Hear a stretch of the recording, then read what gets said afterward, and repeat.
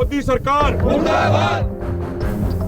फिर आई दिल्ली पर चढ़ाई की घड़ी। 13 ने बिल्कुल फुल तैयारी में आ जाओ, कमी पेशी नहीं रहनी चाहिए। अलर्ट पर हरियाणा, संभव होगा रोक पाना। मरना चाहे गोली हो चाहे लाठी हो चाहे कुछ हो, हम दिल्ली जाएंगे।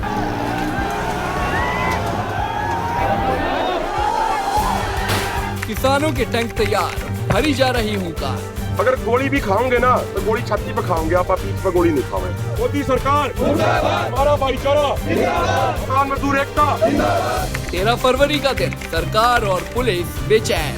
जरूरत पड़ी तो आंसू गैस के गोले भी हैं, वो भी दागे जाएंगे। सोनीपत पुलिस पूरी तरह से मुस्तैद नजर है, वो आ रही है। किसानों के ट्रैक्टर दिल्ली कूच के लिए तैयार हैं, मगर इस बार दिल्ली तक का ये सफर इतना आसान नहीं होगा। जंग इस बार आर पार की है। एक तरफ सरकारी तंत्र किसानों को रोकने के लिए एड़ी चोटी का जोर लगा रहा है, तो वहीं किसान भी ठान चुके हैं कि रास्ते में जो आएगा वे उसे चीरते हुए दिल्ली कूच करेंगे।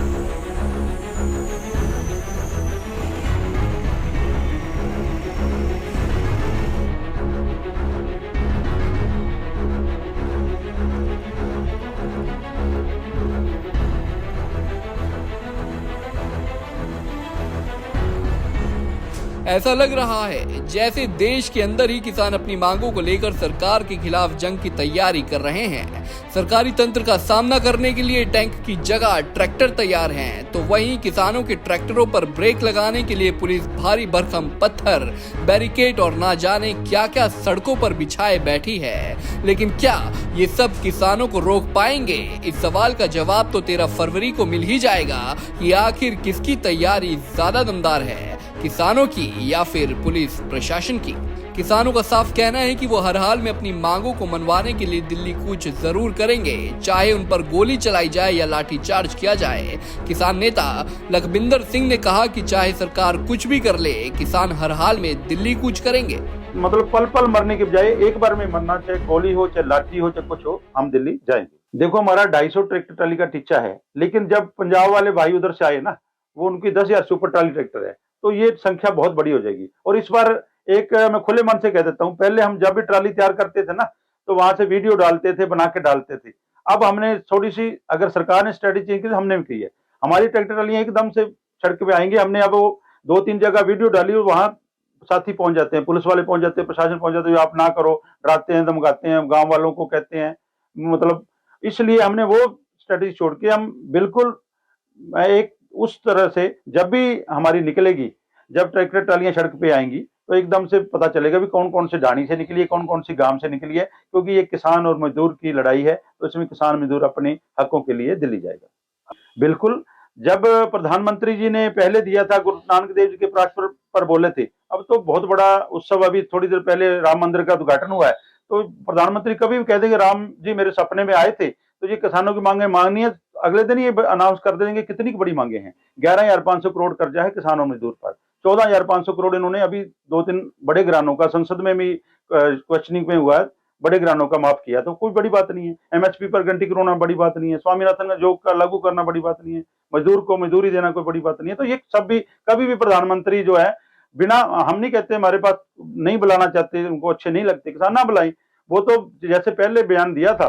बोल के अगले दिन संसद में पास करा दी, तो हम कोची से अपने घर रहेंगे। लखविंदर सिंह ने कहा कि सिरसा जिले से लगभग 250 ट्रैक्टर ट्रॉली दिल्ली की तरफ कूच करेंगी।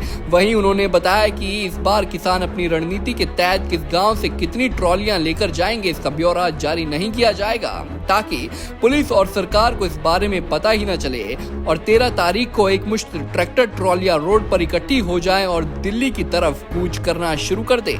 मतलब साफ है कि किसान दिल्ली कूच कितनी बड़ी संख्या में करेंगे इसका अंदाजा लगाना लगभग नामुमकिन है और पुलिस के सामने चुनौती यही है कि कैसे किसानों को देश की राजधानी तक पहुंचने से रोक पाए। बता दें कि किसान आंदोलन 2.0 को रोकने के लिए पंजाब सीएम भगवंत मान ने किसान नेताओं और केंद्रीय मंत्रियों की चंडीगढ़ में मीटिंग करवाई थी। बैठक सकारात्मक भी रही मगर किसान दिल्ली कूच पर अड़े रहे।